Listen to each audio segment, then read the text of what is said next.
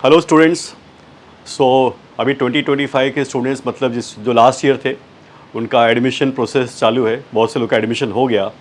तो जब भी मैंने टॉपर्स से बात किया या तो जिसको अच्छा स्कोर है उससे बात किया, चाहे वो नीट के हो, चाहे वो जेई के हो, चाहे वो महाराष्ट्र सिटी के हो, तो मुझे कुछ उनसे एक हिंट्स मिला टॉपर्स है तो अच्छा स्कोर करने के लिए क्या होना चाहिए। पढ़ाई के साथ साथ, स्टडी के साथ साथ में कुछ स्मॉल स्मॉल हैबिट्स का भी उनके अंदर बहुत ही ज़्यादा योगदान था। तो मैंने सोचा कि ये हैबिट्स आप लोगों को मुझे बताना चाहिए और इसको आप लोगों को इम्प्लीमेंट करना चाहिए। सिर्फ स्टडी नहीं, आपके डेली हैबिट्स के ऊपर आपका सक्सेस डिपेंड करता है और आपका रिजल्ट डिपेंड करता है।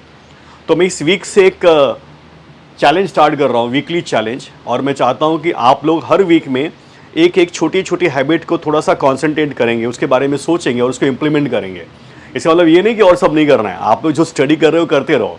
आपका daily homework, daily revision, daily test का प्रिपरेशन आप कंटिन्यू करो, बट हर वीक में एक स्पेसिफिक हैबिट के ऊपर हम थोड़ा सा कॉन्सेंट्रेट करेंगे। तो चलो स्टार्ट करते हैं, और हर वीक में मैं आपको एक हैबिट के बारे में बताऊंगा और उसके आप थोड़ा सा कॉन्सेंट्रेट करेंगे।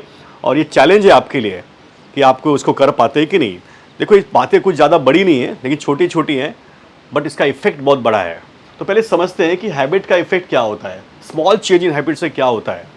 तो मैंने ग्राफ देखा था एक बुक में जिसका नाम है एटॉमिक हैबिट्स। उसमें ये बताया था कि if you are improving every day 1%, आपका 1% इंप्रूवमेंट एवरी डे हो रहा है, तो इन 1 ईयर, देखो 1% मतलब 1.01, राइट। तो 1 ईयर में 365 डेज में आपका जो सक्सेस है और आपका जो इंप्रूवमेंट है वो 37.78% हो जाएगा। एवरी डे का छोटा इंप्रूवमेंट, बड़ा कुछ नहीं। हम लोग बहुत बड़ा ट्राई करते हैं, ऐसा भी कुछ मत करो। तो जो मैं आपको बताने जा रहा हूँ इसमें आपको थोड़ा थोड़ा इंप्रूवमेंट एवरी डे करना है। तो स्मॉल इंप्रूवमेंट एवरी डे 37.78%, और आपका जो ग्राफ है कुछ ऐसे जाएगा, दिख रहा है सबको। बट इसकी जगह पे अगर हमने 1% डिटोरिएट हो गए, मतलब हम कम हो गए, कुछ नहीं कर रहे हैं, लो कर रहे हैं, कुछ चीज़ों को इंप्रूवमेंट नहीं कर रहे हैं, तो एक साल में पता है क्या हो जाता है, हम 0.03 पे आ जाते हैं, मतलब हम पूरा डाउन हो जाते हैं। तो छोटे छोटे, तो उसका इफेक्ट कैसे होगा, उसका इफेक्ट ऐसे हो जाएगा। तो एवरी डे या तो हम इंप्रूव करते हैं या तो हम डिटोरिएट करते हैं। तो हमें क्या करना है, एवरी डे इंप्रूव करना है। कैसे? छोटा छोटा 1% का improvement, and the graph will go in this way, right.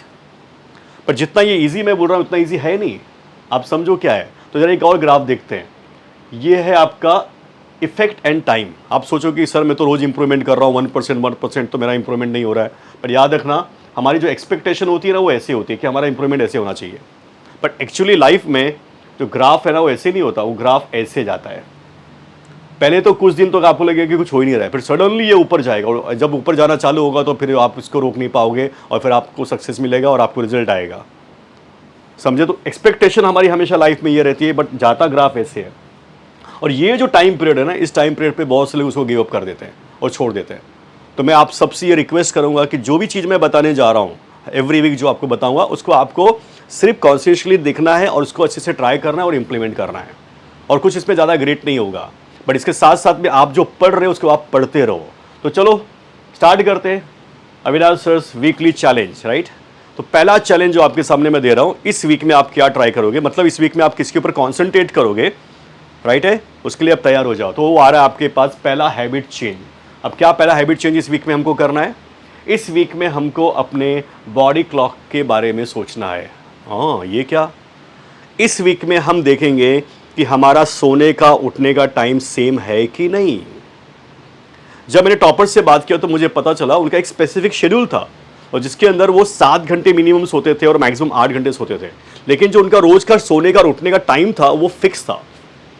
हो सकता है कि आप रात को पूरा सो रहे हो सकता है आप थोड़ा रात को सो रहे हो, दोपहर में थोड़ा सो रहे हो, कोई इशू नहीं है, बट वो फिक्स होना चाहिए। इससे क्या होता है कि आपकी बॉडी क्लॉक सेट हो जाती है। लेकिन मैंने क्या ऑब्जर्व किया है कि बच्चे कभी जल्दी उठते हैं, कभी लेट उठते हैं। एग्जाम होगी तो बहुत जल्दी उठ जाएंगे, किसी भी रात भर जागते रहेंगे, कभी सुबह उठ जाएंगे। ये रैंडम से क्या होता है, बॉडी कंफ्यूज हो जाती है। फिर इससे क्या होगा पता है, आपको हेडेक होगा, एंजाइटी होगा, आपको हो सकता है कि एसिडिटी हो जाए, और ये सब के कारण फिर हमारा पढ़ने का मन नहीं करता।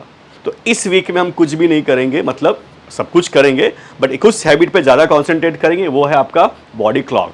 आप अपना उठने और सोने का टाइम फिक्स करेंगे।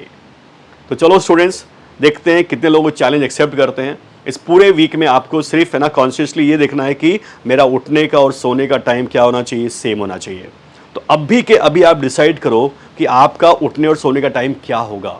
और डेफिनेटली वो जो डिसीजन है आपको कैसे लेना है, according to your lecture time, according to your class time, according to other things also. और मैं ये नहीं कह रहा हूँ कि रात को ज़्यादा पढ़ो सुबह ज़्यादा पढ़ो, ये आपका हैबिट के ऊपर है। जो रात को पढ़ रहा है रात को पढ़े, सुबह पढ़ रहा है सुबह पढ़े, लेकिन वो फिक्स होना चाहिए, रोज का रोज होना चाहिए। ठीक है, तो इस वीक का चैलेंज क्या है? इस वीक का चैलेंज है छोटा हैबिट का, बॉडी क्लॉक को फिक्स करना, मतलब टाइम पे सोना, टाइम पे उठना।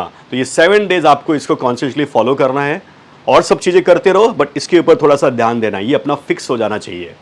ठीक है, तो wish you all the best. देखते हैं कितने लोग इस चैलेंज को कंप्लीट करते हैं। Thank you.